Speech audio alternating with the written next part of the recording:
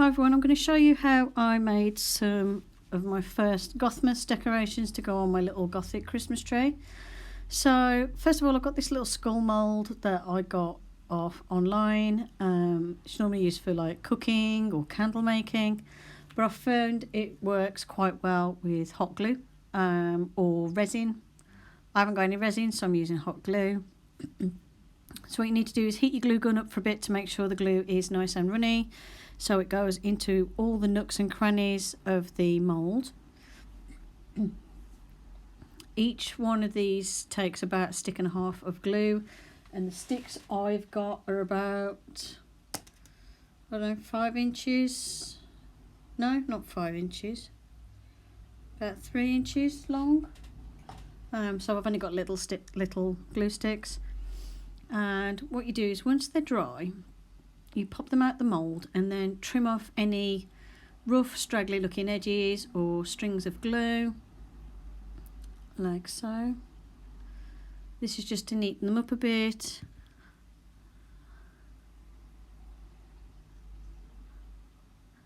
This one could have done with a little bit more glue in it, but that's okay. Just try and make sure you fill the mould to the top. And with this mould as well, if you put the other half on, you can make the whole skull, but I didn't bother. I'm quite happy just with the face part. So here what I'm doing is I'm just trimming off the excess from each of the little skulls that I've made.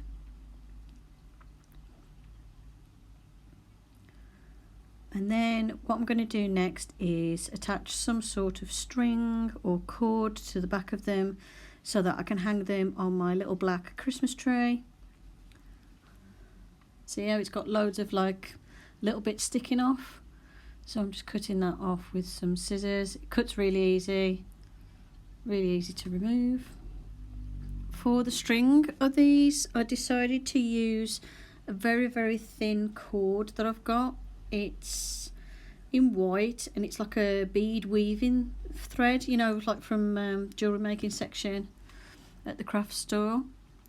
I liked it because it's nice and strong, but it's not stretchy like fishing line, so it's like quite nice and strong and white. It's like a very thick cotton really, and as you can see it's quite rigid as well.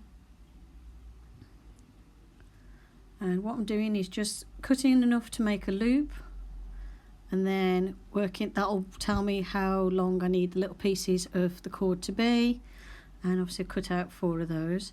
I find it's easier to stick the cord on now before painting, while the glue gun's still nice and hot, because obviously you need the glue gun to glue this onto the back.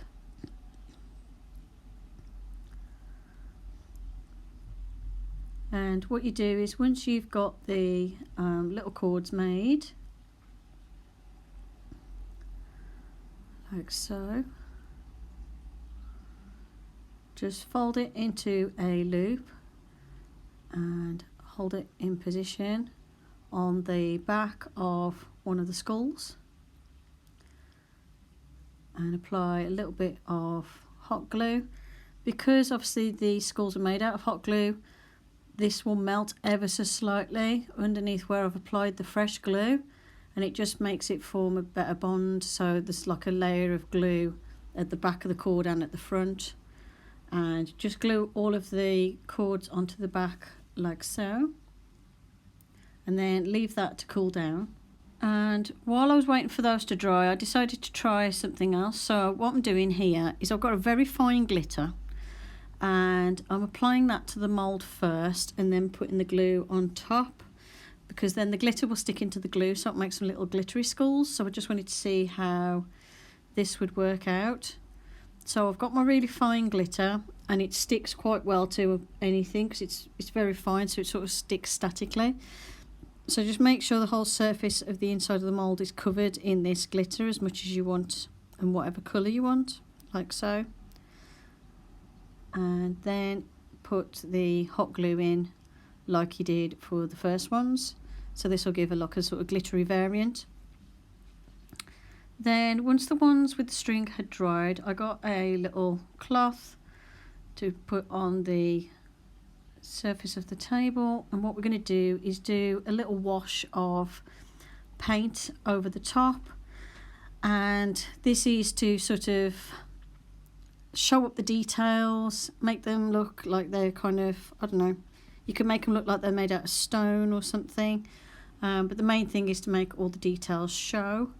So what I'm doing is taking some black acrylic paint, which I find sticks really well to this, to the hot glue, and taking just a small amount and applying it quickly over the whole surface of the skull.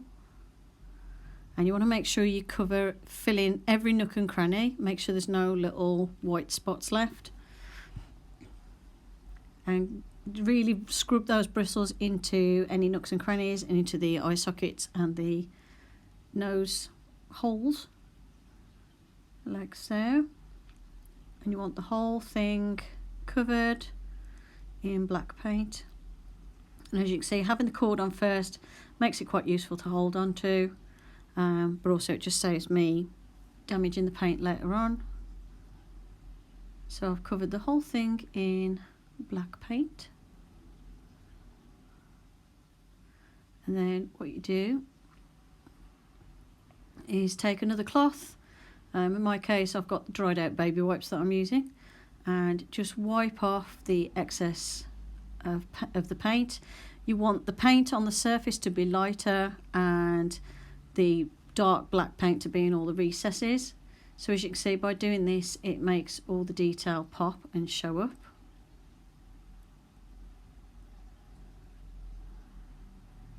Like so. And once they're done, they look like this, and I'm going to go and pop them on the tray, and I'll show you some pictures of what they look like on the tray. Hope you enjoyed the video. Thanks for watching. Blessed be. Bye for now. Here they are on the tray. That's what they look like so far.